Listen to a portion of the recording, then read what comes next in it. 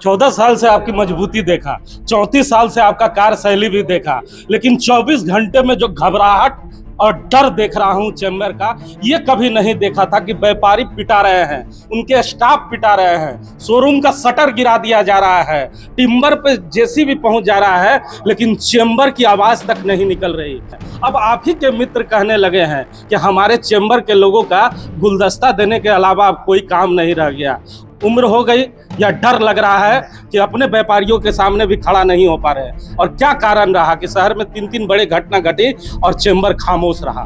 व्यापार करना हमने अभी देखा है कि पुलिस को और प्रशासन को अपने कार्य करने के लिए कम से कम 24 से 48 घंटा मिलना चाहिए।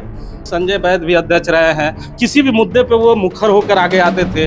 आप संजय वैद्य के साथ रहा करते थे, लेकिन आप जब अध्यक्ष बने और इस तरह की घटना हो रही है तो दोनों शांत हो गए। आप ऑर्डर की समस्या है और लॉ एंड ऑर्डर की समस्या में कम से कम 24-48 घंटे प्रशासन को देना पड़ेगा। नमस्कार, डी फोकस में आपका स्वागत है। मैं हूं हिमांशु।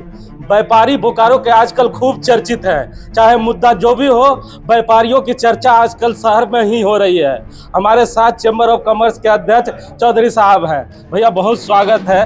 14 साल के पत्रकारिता में कभी आपका इंटरव्यू ना ले पाया और 14 साल से आप कभी पोस्ट छोड़ के बाहर निकल नहीं रहे हैं कि कोई नया आ पाए।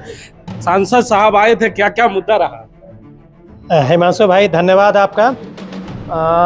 हमने चैम्बर ऑफ कॉमर्स को इस रूप में देखा है, मैं करीब 35 साल से चैम्बर ऑफ कॉमर्स में जुड़ा हुआ हूँ, और इस रूप में देखा है कि ये चैम्बर ऑफ कॉमर्स कम और सामाजिक संगठन ज़्यादा है।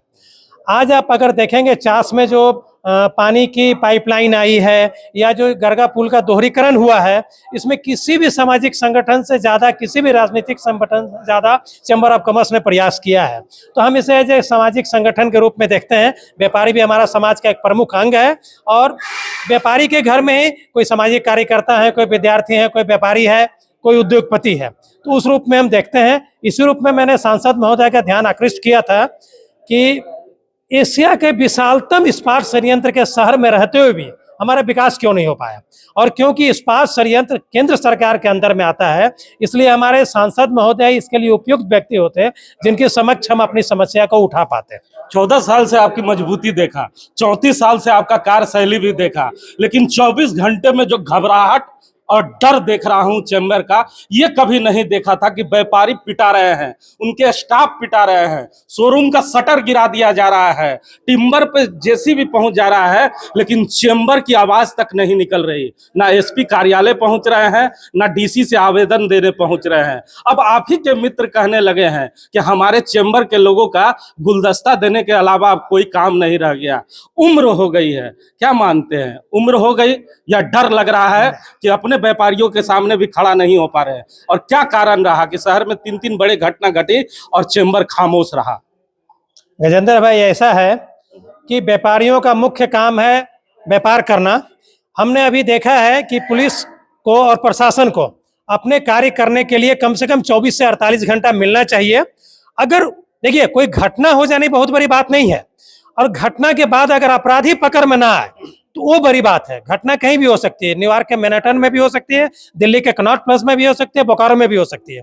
मगर घटना के बाद अगर उससे संबंधित व्यक्तियों को ना पकड़ा जाए और ये लगे कि पुलिस प्रशासन उस दिशा में काम नहीं कर रही है, तब हमें आंदोलन के रूप में उतरना पड़ेगा। हम आंदोलन में उतरेंगे, हम ज्ञापन भी देंगे, मगर उससे पहले हम देखेंगे इनकी कार्यशैली क्या है, ये अपने क्षेत्र में काम कर रहे हैं कि नहीं, क्योंकि वो आंदोलन करा करके भी हमें अपने व्यापारियों का ही नुकसान कराना है। अभी जो कार्यक्रम चल रहा था उसमें सांसद महोदय ने अपराधियों की चर्चा की, लेकिन किसी व्यापारियों ने सांसद को यह दर्द नहीं बताया कि साहब 3 दिनों से हम लोगों के साथ क्या हो रहा है। तो ये घबराहट जो अब आप में दिखने लगा है, उम्र का तजुर्बा हो गया है कि आपको डर लगने लगा है? अब गजेंद्र भाई, मैंने आपको पहले ही कहा, सांसद लॉ एंड ऑर्डर से डायरेक्ट रिलेटेड पर्सन नहीं है, वो केंद्र सरकार के प्रतिनिधि हैं। मैंने उनको सिर्फ वो पॉइंट्स दिया जो कि केंद्र सरकार से रिलेटेड है।